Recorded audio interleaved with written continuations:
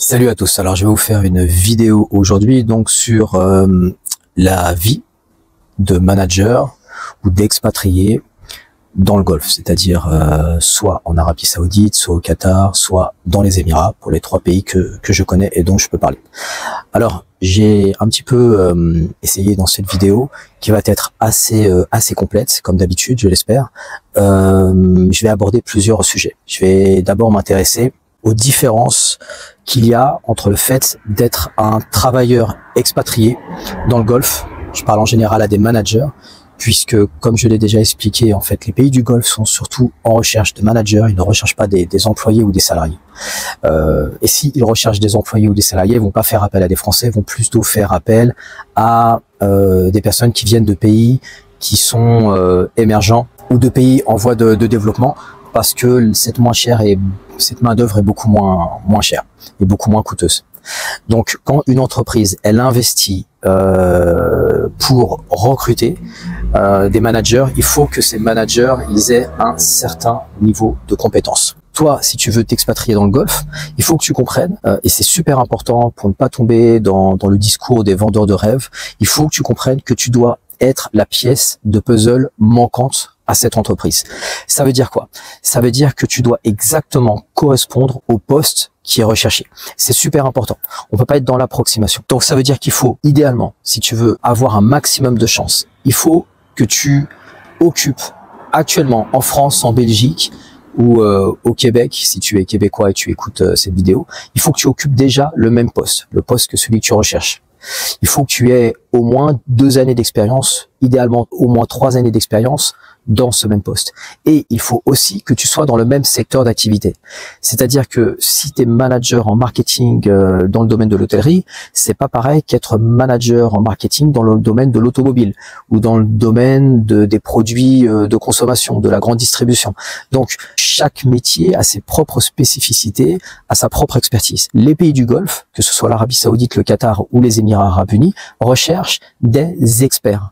En tout cas, lorsqu'elles sont amenées à recruter des Français ou des Belges, eh bien, elles cherchent des experts. Sinon, elles vont plutôt faire appel à des Indiens, à des gens du Bangladesh, à parfois des Égyptiens ou des Marocains. Si toi, tu veux avoir une chance d'être recruté, il faut que tu te poses cette question.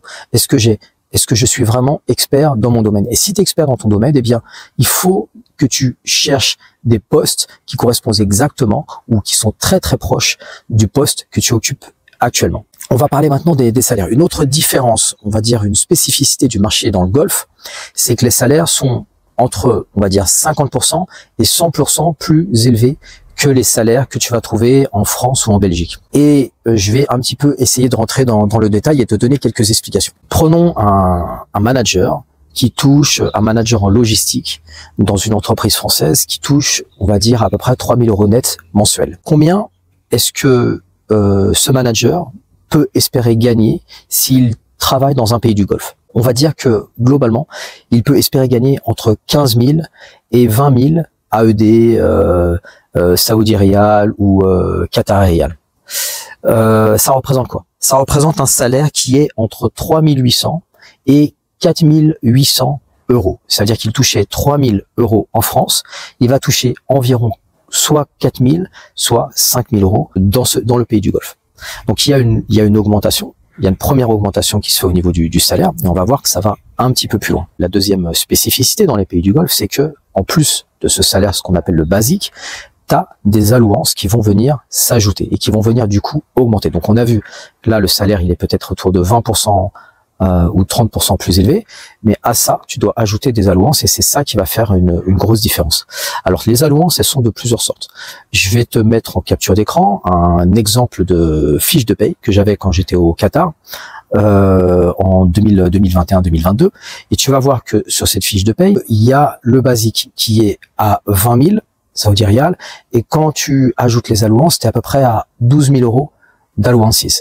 Ça veut dire un total de 32 000 Qatar-Rial. Je suis désolé, là je parle en Qatar-Rial, donc je m'embrouille un petit peu avec toutes ces monnaies. Mais il faut savoir qu'elles sont très très proches entre les AED, les Qatar-Rial et Saudi-Rial.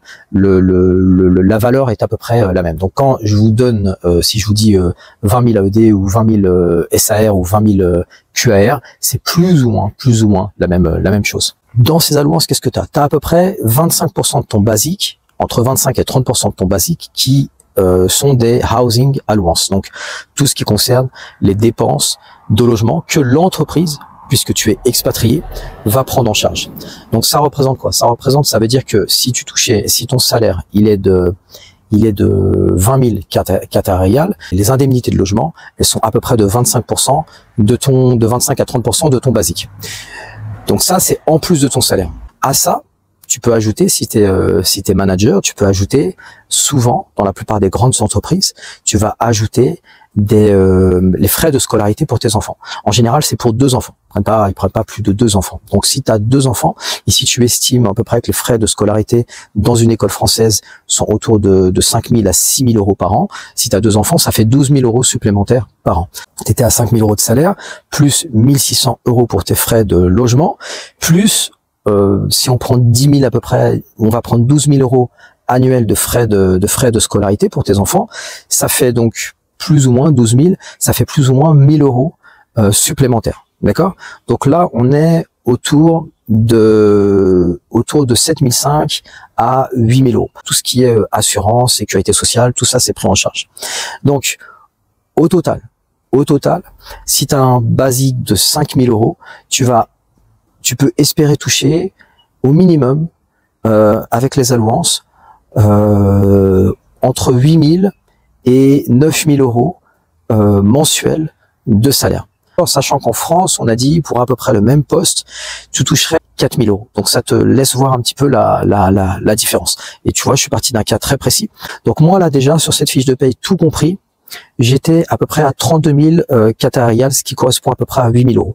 Et si tu ajoutes encore les frais de scolarité, ça t'emmène autour de 9 000 euros, 9 500 euros. L'autre intérêt, c'est que donc si tu es autour de 8 000 euros mensuels, ça te fait 96 000 euros annuels. Mais c'est 96 000 euros annuels net d'impôts, et tu vas voir que c'est super important parce qu'on va parler par la suite des impôts, et tu vas voir que ça fait quand même une différence significative. Le logement. Alors, l'une des autres différences et spécificités quand tu es expatrié, un manager expatrié dans le Golfe, ça va être le logement. Alors, en France ou en Belgique, en général, beaucoup d'entre vous vivez dans un logement pour les classes moyennes. Soit vous vivez dans un logement social, soit vous vivez dans un logement, vous devez payer autour de 6 mois par exemple. Je suis papa de 4 enfants. Donc, on vit en général dans un 4 pièces. D'accord? Actuellement, on vit dans un 4 pièces d'à peu près 100 mètres carrés. Si vous êtes dans le Golfe, vous allez probablement aussi vivre dans un 4 ou un 5 pièces, mais on l'a dit, donc c'est pris en charge. Mais il faut savoir que les logements dans les pays du Golfe, en tout cas pour les classes moyennes ou pour les managers, ils sont de logements beaucoup plus de standing que ce que vous allez trouver en France. D'abord, vous avez parfois 2 salles de bain. Vous avez parfois donc des salles de bain qui sont dans les chambres, un petit peu comme des suites. Et puis vous avez la climatisation partout, mais ça c'est normal. C'est dû au climat dans ces pays. Et puis qu'est-ce que vous avez? Vous avez en général des chambres qui sont un peu plus spacieuses. Vous allez avoir des espaces un peu plus spacieux. On va dire que en général pour un 4 pièces qu'on appelle un 3 bedroom dans ces pays-là, dans le mode anglo-saxon, vous allez peut-être avoir autour de 100 à 120, 130 mètres carrés de surface habitable. Donc on est dans des logements plus spacieux, on est dans des logements qui sont en général extrêmement récents, donc avec des salles de bain qui sont modernes et qui sont récentes, dans des quartiers qui sont pas mal, puisque ce sont des pays où quand il y a des villes, en tout cas les grandes villes, elles sont, il y a beaucoup de choses à faire. Et vous, en général, en tant qu'expatrié, vous allez vivre dans les beaux quartiers. Donc ça, c'est une grosse différence. C'est-à-dire qu'en France, parfois, même en étant manager, vous allez vivre dans un quartier populaire. Vous allez vivre dans un quartier, on va dire, classe moyenne, de classe moyenne. Quand vous vivez dans un pays du Golfe, en général, eh bien, pour le même prix, vous allez avoir un logement de standing dans un quartier, on va dire d'expat, donc dans un quartier plutôt sympathique, avec plein de commodités, plein de commerces, plein de rues piétonnes. Et ça, c'est un avantage aussi qui n'est pas négligeable pour le cadre de vie, surtout lorsqu'on vit en famille et avec ses enfants. Qu'est-ce qu'il te reste au final pour vivre? Ça, c'est important. Donc, on va dire que si je pars de mon poste où j'étais en visa single, c'est-à-dire sans ma famille, et j'étais autour de 8 000 € mensuels avec les allowances. Il va me rester, puisque j'ai payé mon loyer, il va me rester autour de 6 000 € pour vivre. C'est largement assez, c'est largement suffisant aussi pour économiser. D'accord? Par contre, une chose qu'il faut compter quand on vit en France ou en Belgique, c'est qu'il y a les impôts sur les revenus, chose qu'il n'y a pas dans les pays du Golfe. Donc les impôts sur les revenus, ils sont l'équivalent, on va dire, de parfois, si vous avez 4 enfants, ça va être l'équivalent d'un salaire annuel. Donc si vous touchez autour de, là j'ai fait le calcul un petit peu avec le simulateur, si je touche 8 000 € par mois en France, je vais devoir payer à peu près 5 000 € moi, parce que j'ai 4 enfants, 5 000 € annuels d'impôts sur les revenus. Et si je n'avais que 2 enfants, ce qui est le cas de beaucoup d'entre vous, je paierais 11 000 € annuels d'impôts sur les revenus. 11 000 € annuels, on l'a vu, c'est quasiment un salaire et demi. C'est-à-dire qu'on vous enlève un salaire et demi de vos revenus pour les impôts. Alors que ça n'existe pas. Au Qatar, en Arabie Saoudite ou dans les Émirats, vous pouvez avoir des impôts, mais ils vont être pris en charge par votre entreprise. Donc, au final, si vous touchez 8 000 € en France et vous voulez aussi vivre dans un logement de standing à Levallois ou à Courbevoie ou à Paris, donc vous devez compter 2 000 € de loyer, donc il va vous rester encore 6 000 €. Donc là, on est plutôt pareil, mais vous devez encore enlever 1 000 € d'impôts, 1 000 € on va dire mensuels plus ou moins, d'impôts sur les revenus, sur vos revenus si vous avez 2 enfants. Et si vous avez 4 enfants, il faudra compter environ 500 € mensuels pour les impôts sur les revenus. Alors, maintenant, on va arriver dans la deuxième partie de cette vidéo et je vais vous parler des avantages qui sont non financiers, les avantages qu'il y a à vivre dans un pays du Golfe, mais toujours en tant que manager, d'expatrié, chef cuisinier ou ingénieur. Et je vais donc la première chose que je vais aborder, c'est le fait que vous allez vivre dans des pays où il y a quasiment 0% de criminalité. Alors ça peut vous paraître étrange, mais il existe dans le monde beaucoup de pays où la criminalité est très basse. Il faut savoir qu'en France, pour des raisons de mauvaise gestion et de mauvaise administration et d'incompétence peut-être des personnes qui dirigent le pays, on a des taux de délinquance et des taux de criminalité qui sont très élevés. Ça, c'est un peu flou pour certaines personnes. Donc, on a dans ces pays une atmosphère qui est pas une atmosphère où les gens vous promenez dans la nuit, le soir, dans le métro, même à 2 h ou 3 h du matin. Si vous vous promenez à Paris et vous prenez le dernier métro, vous pouvez vous sentir en insécurité, surtout si vous êtes par exemple âgé ou vous êtes une femme ou vous êtes avec vos enfants. En Arabie Saoudite, dans les Émirats ou au Qatar, vous allez prendre le métro à n'importe quelle heure, vous ne sentirez jamais ce sentiment d'insécurité. Vous n'allez jamais vous sentir en danger, vous n'allez jamais vous sentir en stress, ou voir des gens qui vont vous regarder bizarrement, ou des gens qui vont aller vous demander de l'argent de manière agressive. Ça n'arrivera jamais dans les pays du Golfe, c'est impossible. Donc ça, c'est quelque chose qui, en termes de confort psychologique, c'est quelque chose qui est important. La deuxième chose, c'est que vous n'allez pas vivre dans un pays pendant les années où vous allez être expatrié. Ça va vous faire bizarre, mais vous n'êtes pas dans un pays où il y a une extrême droitisation de la mentalité et de la culture. C'est-à-dire qu'en France, et je pense que c'est la même chose en Belgique, on a depuis une vingtaine ou une trentaine d'années, étant donné qu'on a un pourrissement par le haut, une déliquescence de tout ce qui est la fonction politique, eh bien, on a une tentative de sauver les meubles en montrant, pointant du doigt un ennemi de l'intérieur, et du coup, on a une ambiance d'extrême droite, et on le sent de plus en plus, en France, non pas tant, et je le dis et je le répète, du côté de la population, puisque la population en grande partie est victime en fait de ce matraquage médiatique, mais du côté des politiciens et des médias. Et ça, quand vous partez vous expatrier, hors de France, et on parle pas seulement du Golfe, en fait, tout d'un coup, tout ça, ça disparaît.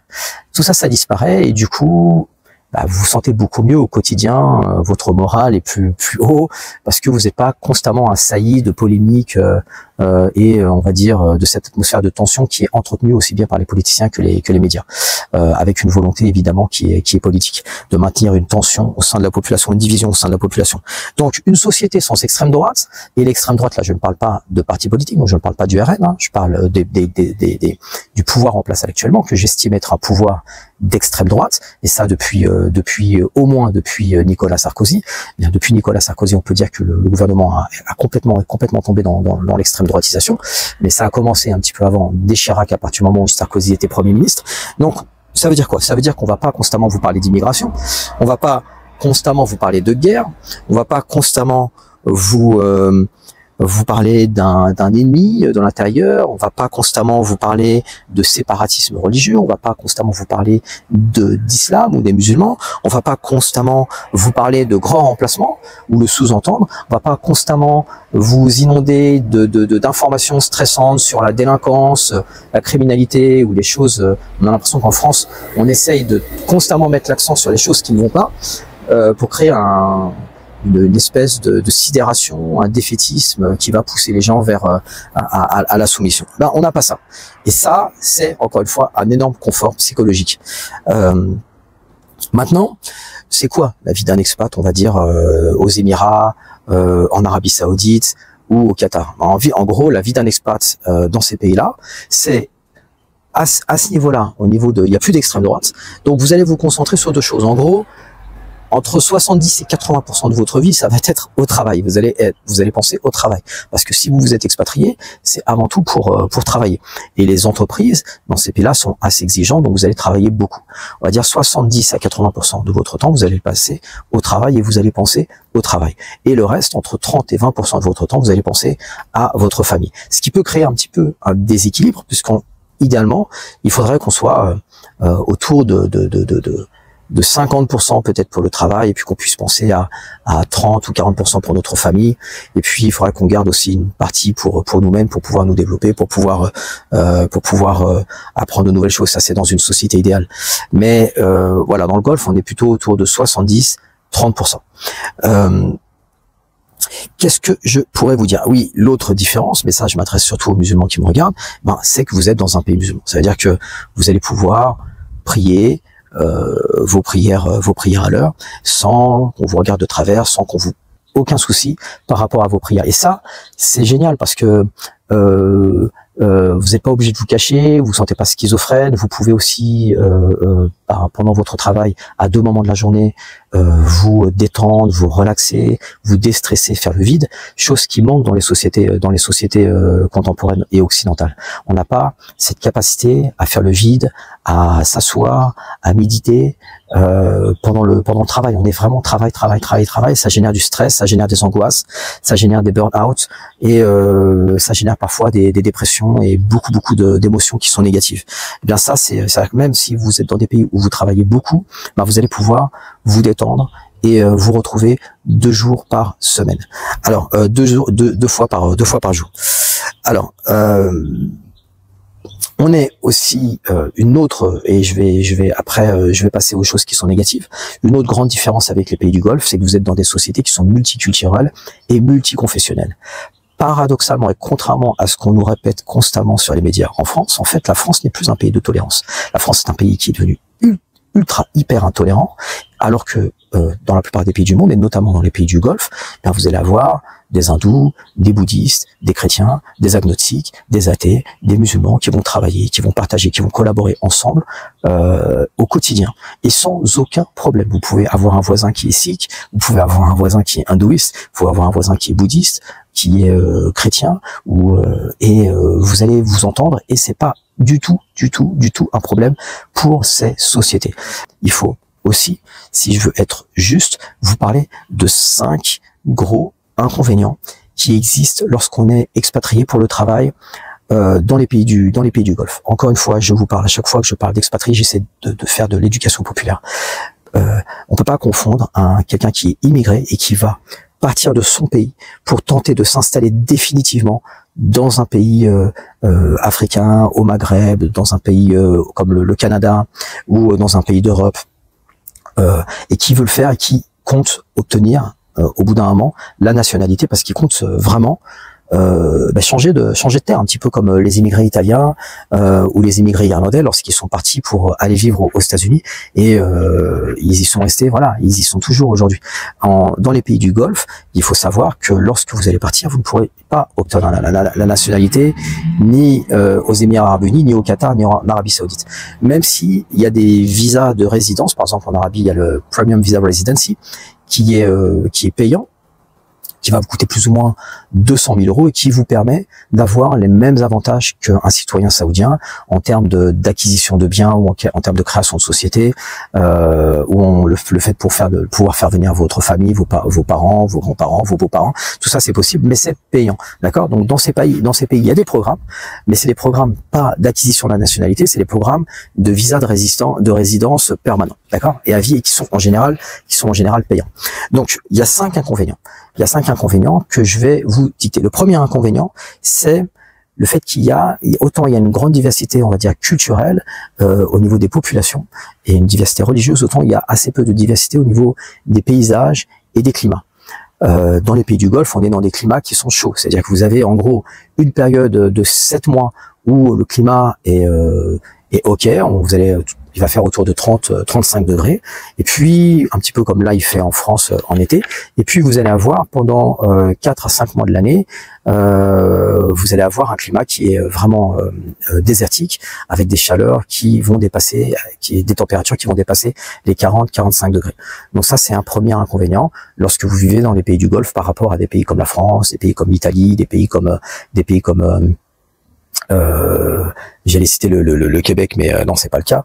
Des pays comme la Turquie, par exemple, ou le Maghreb, où on va dire un climat qui est plus agréable et beaucoup plus diversifié. Dans les pays du Golfe, on a un climat qui est très peu diversifié, on va dire. Il y a seulement 2 saisons. Ensuite, on a oui, une chose importante à dire, c'est qu'en Arabie Saoudite, en termes de diversité, par contre, culturelle, on a un peu plus de choses parce qu'on a l'existence des 2 lieux saints, et puis on a un très grand pays qui fait 4 fois la superficie de la France. Donc l'Arabie Saoudite est un peu plus avantagée par rapport aux autres pays du Golfe, mais on n'est quand même pas au niveau, je vous dis, de pays avec des civilisations très anciennes, des pays on va dire méditerranéens. On n'est pas dans ce cadre-là, et on peut pas comparer les choses. Il faut être honnête. Le deuxième inconvénient, lorsqu'on est expat ou manager européen qui vit dans un pays du Golfe, c'est l'éloignement, notamment l'éloignement parfois de sa famille. Si vous n'avez pas le visa avec votre famille, mais en général, en tant que manager, c'est assez facile d'avoir ce visa-là. Et le deuxième inconvénient, c'est le fait de l'éloignement, surtout de vos parents. Donc ça, c'est un problème qui, cependant, je vais le tempérer, puisque vous pouvez avoir un visa de 3 mois, un visa de visite familiale de 3 mois qui est renouvelable une fois. Donc c'est-à-dire que vos parents peuvent idéalement passer 6 mois par an avec vous. Ça, c'est tout à fait possible. Qu'est-ce que je pourrais vous dire? Il faut savoir aussi que vous avez en général dans ces pays-là 1 mois de congé annuel quand vous êtes manager. C'est 15 jours pour les 15 jours, je crois, c'est la première année pour les salariés normaux. Mais pour les managers, c'est directement et puis ensuite ça vient à 1 mois. Mais pour les managers, c'est directement 1 mois de congé annuel. Le troisième inconvénient, et non des moindres, c'est le rythme de travail. On est autour de 48 heures de travail par semaine, ce qui correspond à des journées assez longues. Vous allez avoir des journées de 8 à 9 heures par jour pendant 6 jours. Donc ça, pour moi, c'est un gros inconvénient. C'est aussi pour ça que moi, j'ai décidé de revenir en France. Il y a 2 raisons. Il y a le fait que j'ai 2 de mes enfants qui vont entrer en école supérieure. Il n'y a pas de système éducatif pour les expatriés, en fait, qui est abordable pour les enfants du supérieur. Ou alors, ça coûte 20 000 euros par an, et on est dans un système un petit peu le système anglo-saxon, un peu à la manière de ce qui existe aux États-Unis, hein, entre 20 000 et 40 000 euros par an. Donc, évidemment, ça, c'est pas abordable, même pour un expatrié, à moins d'avoir un salaire. Il y a des expatriés qui ont des salaires de 100 000 ou 150 000, 200 000 qatari riyals, mais pour un salaire, on va dire, pour un manager basique qui touche environ 10 000 euros par mois, malheureusement c'est pas possible. Donc moi j'ai dû revenir en France pour cette raison. Mais il y avait aussi une deuxième raison, c'est qu'au bout d'un moment, c'est pour ça aussi que j'ai lancé cette chaîne et c'est pour ça que j'ai mis en place mes coachings et mes formations. Moi j'essaye dans ma dynamique de sortir du salariat. Pourquoi? Parce que j'ai bientôt 50 ans et j'ai donné une grande partie de ma vie pour des entreprises et aujourd'hui je suis un petit peu fatigué. Je me vois pas continuer à travailler 6 jours sur 7 pour une entreprise. Je préfère vraiment privilégier mon épanouissement personnel et ma vie de famille. Chose que j'ai pas pu vraiment faire ces 10 dernières années quand j'étais dans le golf. Donc ça c'est ma raison personnelle. Après, je regrette pas du tout mes années d'expatriation en Arabie Saoudite, aux Émirats, au Qatar ou en Afrique. J'ai énormément appris, j'ai pu faire des choses qui étaient extraordinaires pour mes enfants, pour ma famille. J'ai pu leur faire découvrir d'autres cultures, d'autres horizons, et ça c'est magique. Mais voilà, la grande difficulté, c'est que, comme je vous l'ai expliqué, on ne peut pas parler d'immigration. C'est pour ça que je ne parle pas d'immigration. Il y a encore des gens qui me disent ouais, mais pourquoi quand vous êtes des Européens et vous partez dans les autres, vous parlez d'expatriation, alors que quand c'est pour nous, vous parlez d'immigration? Ben parce que les Africains, faut dire ce qui est, ou les Indiens, quand ils viennent en France, ils y vont pour essayer d'avoir la nationalité française, d'accord? Alors que moi, quand je vais travailler en Arabie Saoudite, ou quand je vais travailler au Qatar ou aux Émirats Arabes Unis, je sais déjà que j'aurai jamais la nationalité française, et que je vais y aller dans le cadre de mon travail. Donc, du coup, à un moment donné, étant donné que vous n'avez pas la nationalité française, la nationalité qatari ou saoudienne ou émirati, ben vous pouvez pas scolariser vos enfants dans des écoles publiques. Vous n'avez pas d'aide de l'État pour la scolarité de vos enfants et ça coûte très cher. Donc vous allez tôt ou tard être obligé de revenir en France, soit parce que vos enfants sont devenus grands et ils doivent rentrer à l'université ou en école d'ingénieur ou je ne sais quoi, soit parce que votre contrat de travail va s'arrêter et dans ce cas-là, votre visa s'arrête en même temps, à moins que vous ayez mis de côté pour acheter le visa Premium Residency. Alors, on continue. Qu'est-ce que j'allais dire? L'autre inconvénient, c'est la difficulté à séparer vie professionnelle et vie privée. Donc vous êtes dans des rythmes de travail qui sont assez intensifs, 6 jours sur 7. Vous êtes dans de grosses entreprises avec un niveau de responsabilité qui sera très certainement plus élevé que celui que vous allez avoir en France, parce qu'on va vous donner davantage de responsabilités dans les pays du Golfe que ce que vous aviez en France.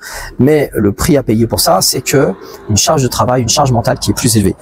Et enfin, le dernier inconvénient plutôt, c'est le fait que à tout moment vous pouvez être amené à partir. Alors soit parce que votre contrat de travail s'arrête, mais ça en général lorsque votre contrat de travail va bientôt s'arrêter, vous avez anticipé, vous avez déjà trouvé un travail, d'autant plus si vous travaillez déjà dans le Golfe, mais ça peut être aussi parfois, et moi je l'ai déjà vu, des personnes qui sont licenciées du jour au lendemain. Soit parce que le manager, le décideur a décidé que vous appréciez pas et du coup il veut se séparer de vous, et c'est aussi facile, c'est super facile, ça se fait on va dire en quelques jours. On peut vous licencier en quelques jours. Ça peut être aussi le cas d'une faute professionnelle. Pour moi c'est pas un gros problème. Par exemple, quand j'étais au Qatar, il y avait une de mes managers, une de mes directrices, elle avait pas un comportement qui était correct et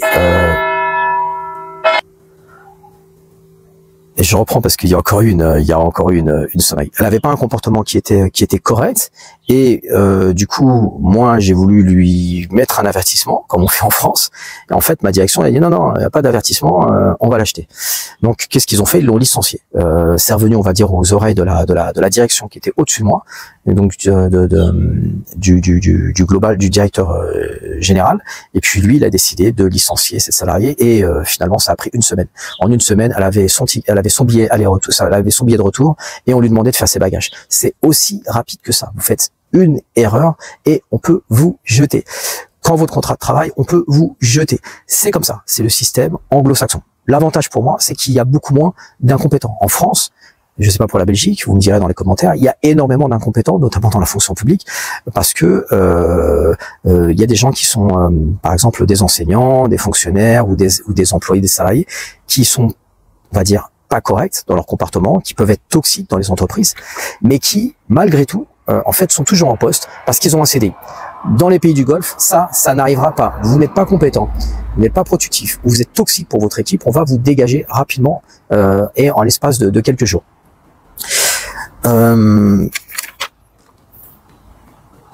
Maintenant, pour juste un peu contrebalancer cet aspect négatif, c'est que du coup aussi, étant donné qu'il y a des départs qui sont soudains de gens qui sont incompétents ou de gens qui sont toxiques, eh bien vous avez des opportunités de développement qui sont plus accrues. Parce que si vous êtes professionnel et vous faites votre boulot, donc je disais, si vous êtes professionnel et vous faites votre boulot, bah, vous allez pouvoir rapidement grimper, évoluer en fonction des départs soudains ou vous savez, dans les expatriés, il y a des gens qui sont des fois envoyés dans d'autres pays et tout ça pour promotion. Les promotions sont fréquentes, on va dire tous les 2 ou 3 ans, et du coup vous pouvez vraiment évoluer. Je vous donne encore un ordre de grandeur pour que vous compreniez. Imaginons qu'en 2025, vous commenciez avec un salaire de 15 000 Qatar Riyal, Saoudi Riyal ou AED. Très rapidement, c'est-à-dire à peu près, on est autour de 4200, je crois, 4200 euros.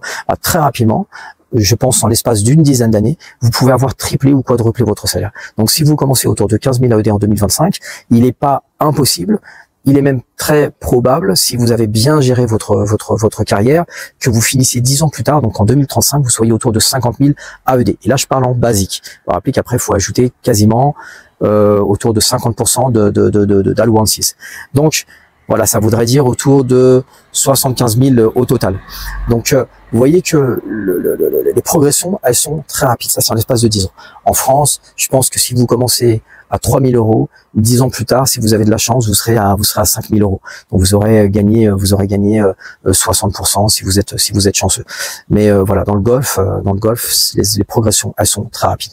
Si vous avez envie d'être accompagné, ou si vous avez un projet, si vous recherchez un boulot dans les pays du Golfe, je propose mon coaching, la boussole. Je vous mets le lien en description, ou alors je vous propose ma formation qui s'appelle Golf Expat. Et on se retrouve dans quelques jours pour une autre vidéo. Ciao et salam alaikum.